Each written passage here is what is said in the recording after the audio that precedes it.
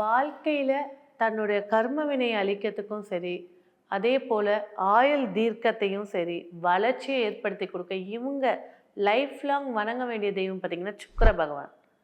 நவகிரகத்தில் இருக்கக்கூடிய சுக்கிரனை வழிபாடு செஞ்சாலும் சரி, மகாலட்சுமி வழிபாடு செஞ்சாலும் சரி, சிறப்பை ஏற்படுத்தி கொடுக்கும். தானம், எந்த பொருள் தானம் கொடுத்தா அடுத்த அடி எடுத்து வைக்கும்போது தடைகள் விலகத்துக்கு பேரிச்சம்பளம், நல்ல பேரிச்சம்பளத்தை நீட்டாக கழுவி க்ளீனாக கட் பண்ணி தேனில் ஊற்றி எடுத்து ஒரு ஸ்பூன் கொடுங்க.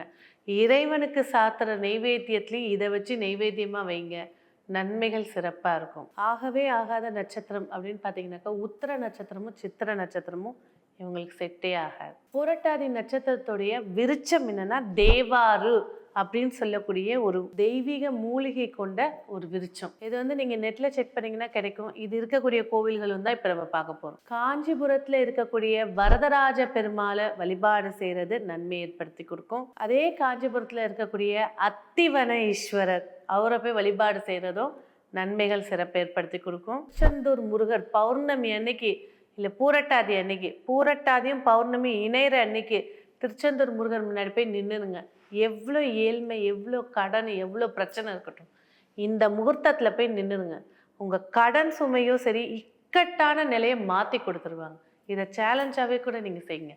ஒவ்வொரு பௌர்ணமி போங்க, அன்னைக்கு போங்க, ரொம்ப சிறப்பை ஏற்படுத்தி கொடுக்கும். திருவனந்தபுரத்தில் இருக்கக்கூடிய தேவநாத சுவாமி, இந்த கோவிலுக்கு செல்றதும் சிறப்பு தரும். சிக்கல் சிங்காரவேலன், ஸோ இந்த சிங்காரவேலனையும் பௌர்ணமிலையோ இல்லை உங்கள் நட்சத்திரத்துலேயோ இல்லை நீங்கள் பிறந்த கிழமையிலையோ போய் வழிபாடு செய்கிறது வளர்ச்சியையும், உங்களுடைய மனம் என்ன எதிர்பார்க்குது, எந்த துறையில் நீங்கள் ஜெயிக்கணும்னு நினைக்கிறீங்க அந்த வெற்றியையும் ஏற்படுத்தி கொடுக்கும்.